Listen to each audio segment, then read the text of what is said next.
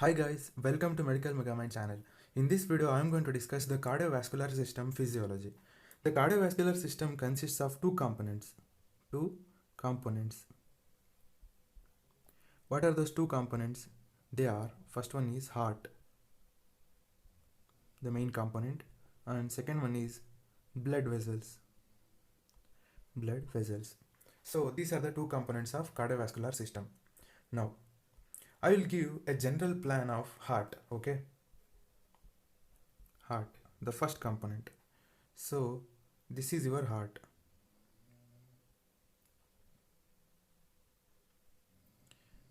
You know, this is right atrium, left ventricle, right ventricle.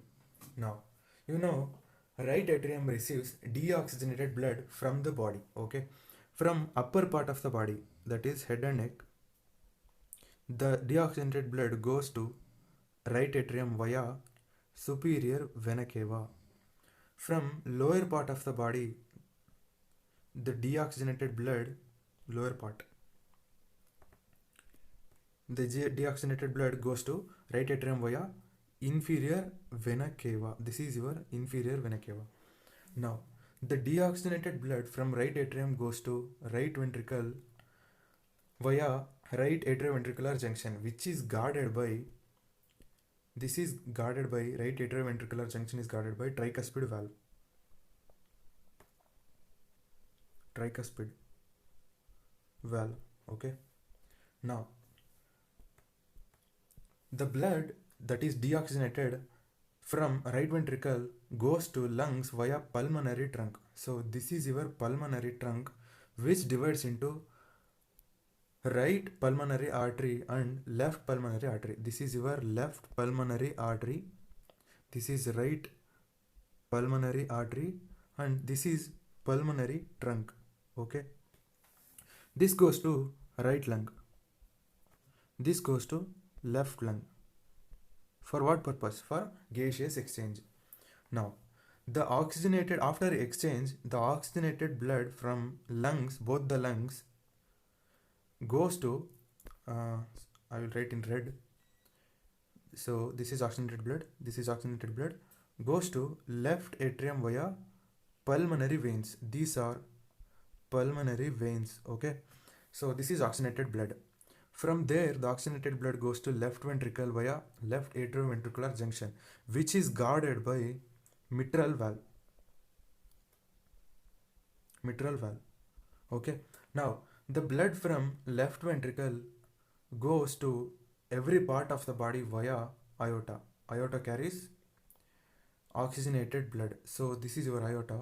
This will give blood to systemic circulation. Systemic means nothing but it supplies oxygenated blood to the tissues, okay? Tissues. So this is the general plan of heart and its circulation with main vessels, okay? This is pulmonary trunk, aorta, this is aorta. So I have explained in detail. So this is the general plan. Now I will discuss the blood vessels, okay? Blood vessels. You should know the histology of blood vessel. If you consider a blood vessel, it consists of three layers. What are those layers? Three layers. They are, the first layer is tunica intima. It is the innermost layer. Intima. So this is the innermost layer of a blood vessel. Second layer is, that is middle layer, is tunica media. Name itself says tunica media. And finally the third one is, which is outermost, tunica externa. Externa. So tunica intima consists of simple squamous epithelium. The simple squamous epithelium present in blood vessel is called by special name called endothelium. Okay. Endothelium is present in tunica intima. The tunica media consists of smooth muscles. The tunica externa consists of elastic component and collagen, elastic fibers and collagen fibers. Okay, tunica externa. So in tunica media, as I said, smooth muscles are present. These smooth muscles are innervated by sympathetic nervous system. Sympathetic sympathetic nervous system. Sympathetic nervous system is a component of what? Autonomic nervous system. So if there is sympathetic stimulation, there is contraction of smooth muscles. Okay, but these smooth muscles are arranged circularly around the lumen of the blood vessel. Suppose this is your lumen. The smooth muscles are arranged like this circularly. So if there is sympathetic stimulation, then there is vasoconstriction. Okay, vasoconstriction means vessel wall decreases, lumen decreases. Okay, vessel lumen decreases. This is vasoconstriction. Now this is the histology of a blood vessel. Okay, now I will discuss the physiological classification of blood vessels. Physiological classification.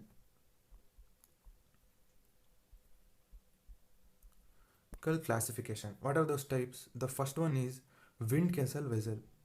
Windkessel. Actually, Windkessel is a German word which is nothing but elastic reservoir. Okay, what is this?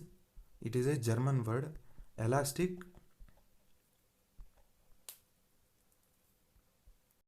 Windkessel is nothing but a German word. The meaning of that word is elastic reservoir. Elastic reservoir. Okay, now the large arteries and medium sized arteries. What are these large arteries? Like aorta. These are called Windkessel vessels. Why? As I said, the large arteries and medium arteries consists of more elastic component, less smooth muscles comparatively. Okay, more elastic component. That's why these are called elastic vessels, elastic reservoirs, and they are more compliant. Compliance is more compliance. Compliance means what? Ability to expand. So now see, during systole,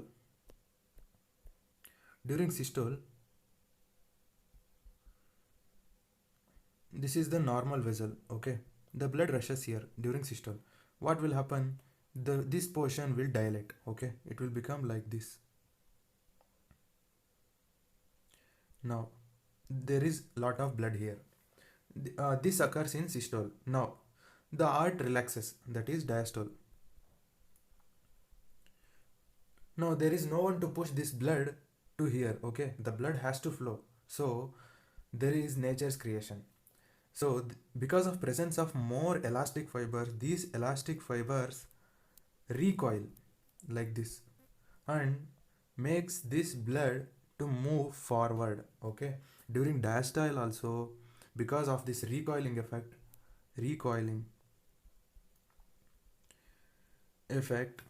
the blood moves forward and blood moves here like this. From here the blood has came to here.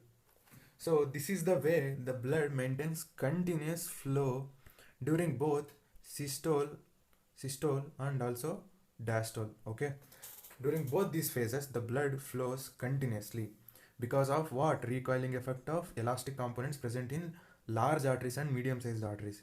This recoiling effect is called Windkessel effect. Windkessel effect. Okay, so this completes the Windkessel vessels. First type is over. Second type, resistance vessel. Resistance vessels. So apart from large arteries and medium sized artery, there are small arteries and arterioles.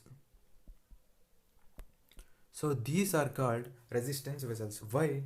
They contain less elastic fibers, more smooth muscles. So if smooth muscles are present, what happens? When there is sympathetic discharge, there occurs vasoconstriction. So if vessel wall vessel diameter is this much large, because of sympathetic stimulation, the vessel become like this. The lumen has decreased in the lumen size is decreased. That's why there is increased resistance to the flow of blood. Okay, for what? Blood flow. That's why these are called resistance vessels. This contributes to the peripheral resistance. Okay, peripheral resistance.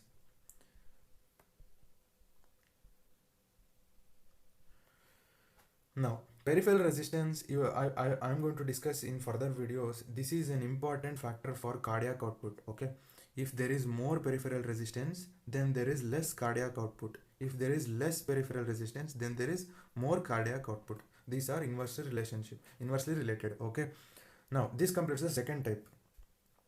The third type is capacitance vessel. Capacitance, capacitance, capacitance vessels. The name itself says capacity. What is meant by capacity? Capacity to do what?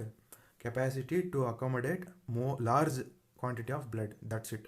So think, the veins are the only vessels which can accommodate more quantity of blood. Why? Their lumen is more, lumen diameter is more, and they are thin walled compared to arteries. Okay, these are veins. Veins are capacitance vessels, and these accommodate 60% of the total blood volume, total blood present in body. That's why these are called capacitance vessels. That completes third type. Now fourth, that the fourth type is exchange vessels. Exchange,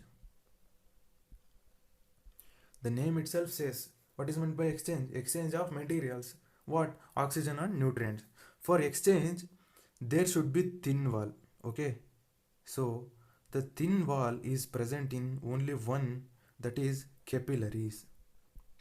The speciality of capillaries is they do not contain the other two layers like tunica media, tunica externa are not present in capillaries. Only tunica intima is present. Tunica intima is made up of what? Simple squamous epithelium, that is endothelium. Okay, endothelium. And this facilitates what? Exchange. That's why, because of the facilitation of exchange of materials between tissue and this is your tissue, exchange is easy. That's why capillaries are called exchange vessels.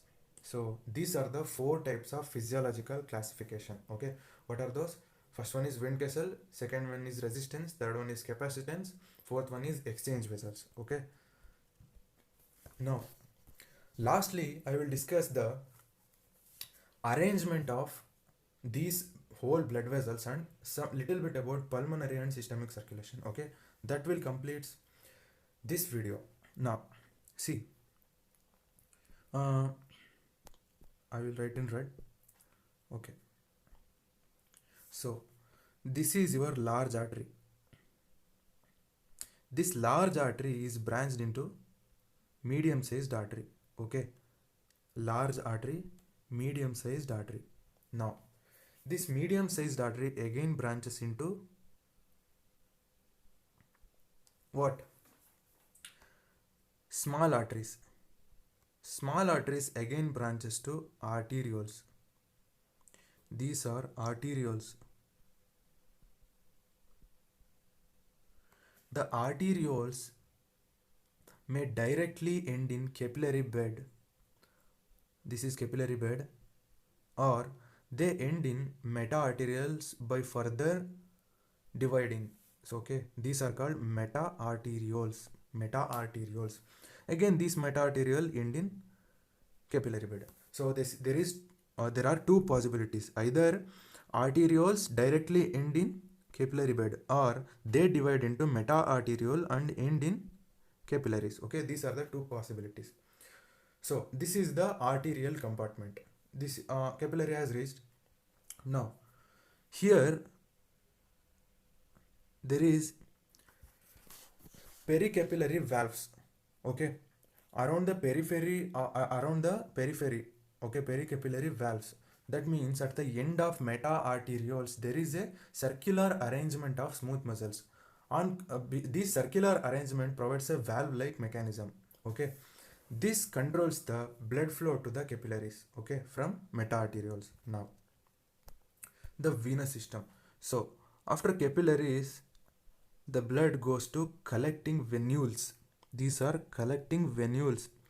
The collecting venules combine to form normal venule. Again, many venules combine to form small veins, and these small veins, many small veins combine to form what? A large vein. So, large vein. This is the arrangement of vascular system. Okay. Now, I'll discuss the pulmonary circulation and systemic circulation. Okay. Pulmonary circulation means what? Pulmonary circulation.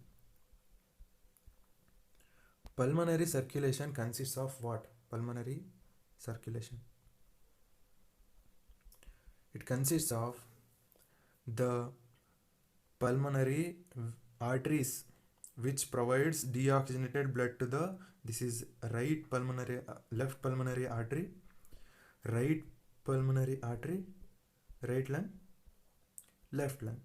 Okay, so the deoxygenated blood from left ventricle enters pulmonary trunk. Pulmonary trunk divides into right pulmonary artery and left pulmonary artery. So pulmonary circulation consists of pulmonary arteries, lungs, and from lungs the oxygenated blood enters left atrium via pulmonary veins. So components of pulmonary circulation is what? Pulmonary arteries, lungs, pulmonary veins. These are the three components. Okay, this constitutes the pulmonary circulation. Apart from this, the remaining vascular bed is systemic circulation. Okay, they are superior vena cava, which goes to right atrium, inferior vena cava, which also goes to right atrium. Next, aorta from left ventricle. So these and aorta and subsequent arterioles, arteries, many of them. Okay, all these constitutes the systemic circulation. Apart from these, okay. Now there is difference between systemic and pulmonary circulation. I will discuss. Now, in pulmonary circulation, this is pulmonary, this is systemic circulation. See, pulmonary circulation is present inside the thorax. Okay, thorax, almost lungs are present in thorax, right? That's why this is called central circulation. Central circulation. See, systemic circulation consists of peripheral parts like tissues. The blood goes to these tissues, right? That's why this systemic circulation is called peripheral circulation. Peripheral. You only say which among these two is greater. See, the lung, pulmonary artery, pulmonary vein is a smaller compartment. This whole body is a larger compartment. That's why another point is this pulmonary circulation is also called smaller circulation. This is also called greater circulation. Okay. Now, here comes to the arteries, arterioles, and capillaries. In pulmonary circulation, the arteries, arterioles, and capillaries are thin-walled with large diameter. Okay, large diameter. And in systemic circulation, the arteries, arterioles are thick-walled and lesser diameter, smaller diameter, larger diameter, smaller diameter, thin, thick. Both arteries, arterioles, capillaries. Okay, here also arteries, arterioles, capillaries. That's why this provides higher resistance. This provides lower resistance. Comparatively, I am speaking. Okay. Now, in this, capillary blood flow is continuous. Capillary blood flow is pulsatile. Here, capillary blood flow is continuous, systemic. And another point is Even though all the arteries are supplied by sympathetic nervous system, here the vasoconstrictor tone is less, almost nil. Vasoconstrictor tone is less or almost nil, zero. Let me write zero. Here it is high.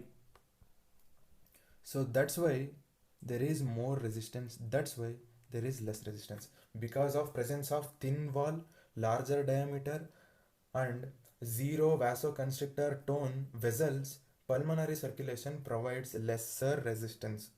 In contrast, systemic circulation provides more resistance because of the presence of thick walled arteries, arterioles, and capillaries, and high vasoconstrictor